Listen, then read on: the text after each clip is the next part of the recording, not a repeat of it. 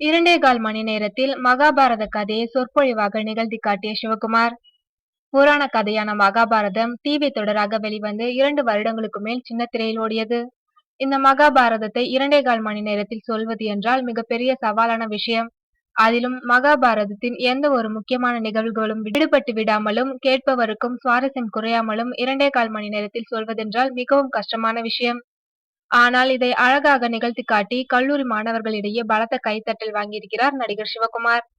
சமீபத்தில் ஈரோடு வேளாளர் பெண்கள் கல்லூரியில் நடைபெற்ற நிகழ்ச்சியில் மகாபாரத கதையை 2.25 மணி நேரத்தில் சொற்பொழிவாக நிகழ்த்தி காட்டி சாதனை புரிந்துள்ளார் சிவகுமார். இதற்காக 2 வருடங்கள் மகாபாரத கதையுடனே வாழ்ந்திருக்கிறார். இதற்கு முன்பு ராமாயண கதையும் இதே போன்று 2.25 மணி நேரத்தில் சொல்லி சாதனை நிகழ்த்தியுள்ளார் சிவகுமார். அது வீடியோ CD வடிவிலும் வெளியானது குறிப்பிடத்தக்கது.